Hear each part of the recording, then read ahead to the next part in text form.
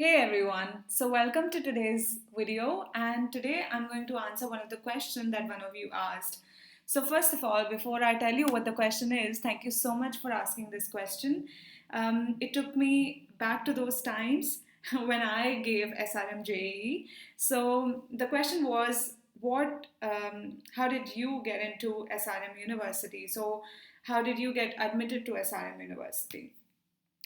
So, my answer to this is that back in 2012, when I completed my board exams, I gave several entrance exams. One of it was SRMJEE, and its expansion is SRM Joint Entrance Examination, as you can see here on the slide. It's an examination which is conducted for entry into undergraduate level courses with a main focus on BTech degree, and you have several engineering courses in that. So, depending on the subjects that you choose, you're more eligible to apply for specific engineering course, and it also depends on the rank that you get. So, after your question, I had to update myself with the whole process because I wanted to see if things have changed in the meantime, and I just wanted to compare this with the process that I went through and with the process that is happening at the current moment. So now I'll be telling you more about SRMJE in 2020. So this is really helpful for somebody who's planning to apply to SRM University. So stay tuned. All right, so we go to the next slide. This slide is mainly to tell you about the application process because it's a separate entrance examination.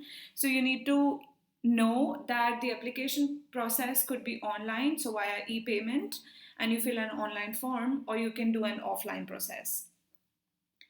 Tip here is that you need to check the SRMJE guide, and that'll be really helpful because the guide explains you about the eligibility criteria. Also, if you need point of contact, then you can check it there, so you have all the details about the contacts. Also, it has a model paper, so you can check the type of questions which are expected from you. And I mean, it's not clear in my memory at the moment what sort of questions we were asked because I gave so many entrance exams, and also it's been like 8 years since I gave that exam. So to be honest, I don't remember the type of questions, but as far as I remember, the questions were not that tough. So the overall, I would say if you have studied pretty well for your board exams and if you understand all the concepts, then the exam is not that hard. So make sure that for any exam, you have understood the concepts because it's not just about scoring. Scoring is a second thing. First thing that comes first is about understanding the concept and being curious about it and getting into the topic. All right, I think I just stop it here and take you to the most important slide today. So, the SRM JEE is a computer based online exam. Well, this is something that we didn't have. So, I remember we had a paper pencil exam and we had to actually encircle and code, so fill up the options. So we also had multiple choice questions, so you need to also remember that this is a multiple choice question exam. So for us it was more like we had to actually color those OMR sheets we had, and then we had to color the right option. um, yeah, fill the right option. Well, the duration of the exam is 2 hours 30 minutes. What you need to remember here, and I think this is the most important part here in this slide, is that you will have subjects like physics, chemistry, and biology or math. So either you, in this section, either you answer 40 questions of biology or 40 questions of mathematics, and then you have English and aptitude. Well, the most part of the exam, so most of the questions will be from these three sections. So, one thing you need to remember here is that if you have a background in all the four, and if you are focused on core engineering branches, then you would obviously want to give the exam and choose mathematics here. So you will answer for physics, chemistry, mathematics, English, and aptitude. But if you're sure that you want to get into biomedical engineering or BTech biotechnology, then